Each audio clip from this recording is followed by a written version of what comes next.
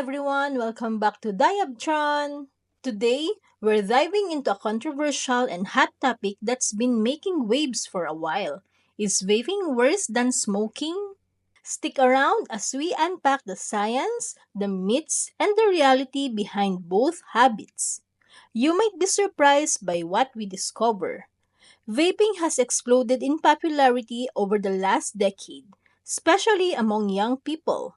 In fact, 1 in 5 high school students in the US currently vape, and the numbers are doubling every couple of years.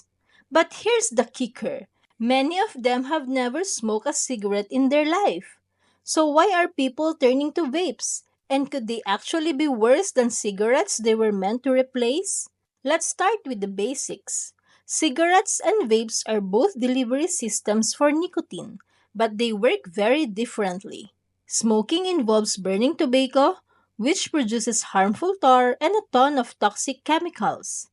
This is what causes all the health problems we associate with smoking: lung cancer, emphysema, heart disease, the list goes on. On the other hand, vaping uses a battery powered coil to heat a liquid that contains nicotine, flavorings, and other chemicals. Instead of smoke, you inhale vapor. Sounds safer, right? Well, not so fast. But smoking and vaping deliver nicotine, but vapes do it in a more intense way. Vaping sends nicotine into your bloodstream and brain even faster than cigarettes.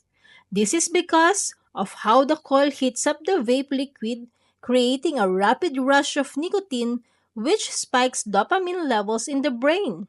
This quick hit makes it easy to get hooked. Let's not forget, nicotine is highly addictive. It affects your concentration, mood, and even physical relaxation, making you crave more and more. Studies have shown that cravings from vaping can start within just 4 hours of your last hit. But vaping isn't just about nicotine. Most vape liquids containing flavoring chemicals, and this is where the things gets tricky. Flavors like cinnamon, chocolate, and even banana are created using chemicals like cinnamaldehyde and isoamylacetate, which have been found to irritate the lungs and cause inflammation. These chemicals may lead to serious respiratory issues and have ever been linked to conditions like chronic bronchitis and asthma. There's also the concern of inhaling heavy metals like zinc, manganese from the vape coils, which can damage your lung tissue over time. You may have heard about the mysterious vaping related deaths that made headlines in recent years.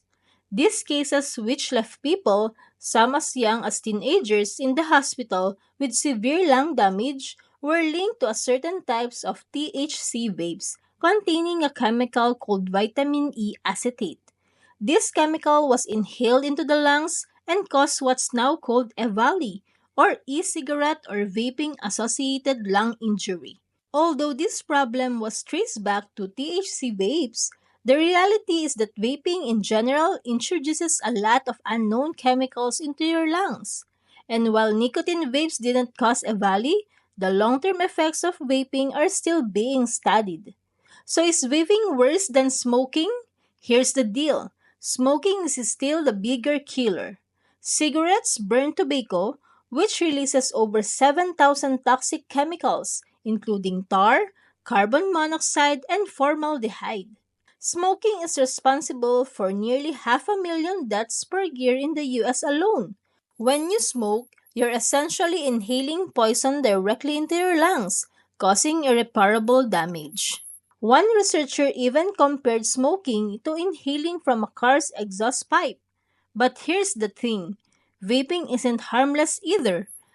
Even though vaping doesn't have the same deadly chemicals that smoking does, it still possesses significant health risks, especially for young people who've never smoked before. At this point, vaping might be considered less dangerous than smoking, but it's not exactly safe. The problem is that we don't have enough long term data to know the full effects of vaping. However, what we do know is that it delivers more nicotine.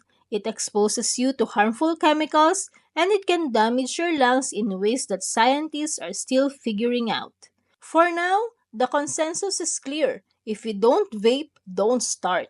And if you do, be mindful of the risks and consider seeking help to quit, especially if you're using it to manage a nicotine addiction. So there you have it, the truth about whether vaping is worse than smoking. If you found this video helpful, hit the like button, subscribe, and don't forget to ring the bell so you never miss a health tip from us. Have any questions or thoughts? Drop them in the comments below. We'd love to hear from you. Thanks for watching and stay healthy!